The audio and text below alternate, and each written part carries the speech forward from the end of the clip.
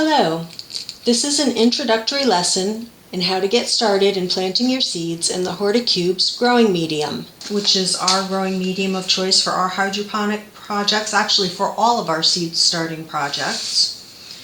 We will begin by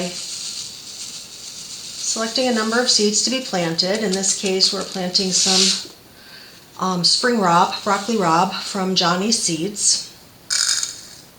And we find that since they're very small, although there are smaller seeds, these are quite small, we find a very effective means of planting being a wet toothpick. Simply wet the end, pick up one seed, place it in the planting hole.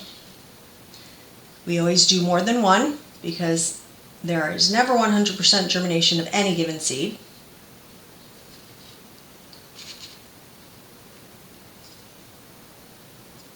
And we will plant 2 seeds in each dimple, in each cube. This time picked up 2 by mistake. That's perfectly all right. So that one has 3. It's easier than fighting to get just one off. So there's one. Whoops. I am working with dry cubes. We will moisten them after we have all the seeds in the hole. I find it to be much easier if they're dry when I'm planting seeds, simply because if it's wet with such small seeds, they oftentimes get hung up on the top, and I have a bear of a time picking them off of the tops, trying to insert them back into the proper planting hole. And I find this to be a far easier method. Unlike rock wool, the Horticubes are pH neutral, so there are no worries about pH adjustment. It's also safe. It's not like the rock wool where you have to worry about inhaling any particulate matter that could do damage to your lungs. Okay, you saw how quickly and easily these Broccoli Raab seeds were planted. I'm now going to gently moisten the cubes with clean, chlorine-free water. We're fortunate enough to have very clean well water. Many of you may have to resort to spring water or filtered water. It's okay if we overshoot because it's going to take a minute or so for these to fully absorb any water. If there's too much, we will simply dump it out in the sink. There is no nutrient solution in this water whatsoever. The reason being, seeds do not require nutrients to germinate.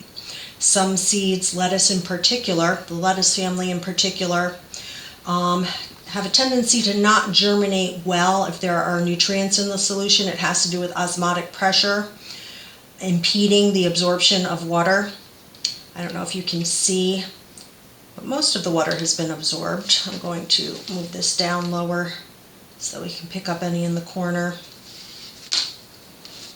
And I can tell just by feeling that we require more water, so I'm going to empty the rest of this vessel on top of this. Wait for it to finish absorbing what I've poured in.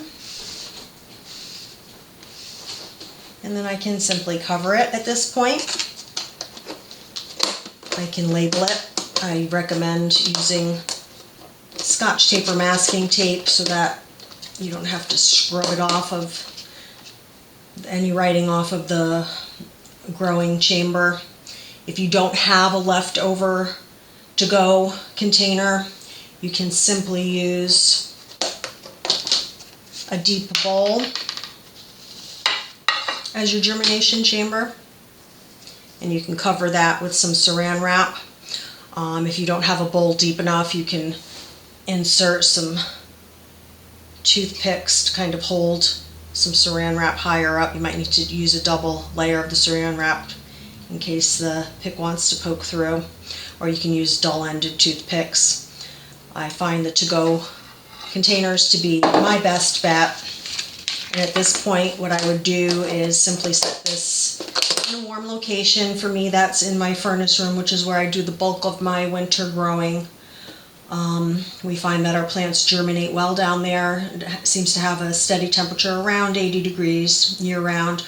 Works well for germinating Most plants, I find that 80 degrees is far too warm for effectively growing. Cool season plants to maturity, such as lettuce, they will tend to bolt. Same with bok choy, and many other greens will tend to bolt if grown in that high a temperature. But anyway, you see how easy it was to get our seeds planted, and now I'll just bring it back down to the warm furnace room and we'll update you at a later date and show you how well they're growing. Thank you for tuning in.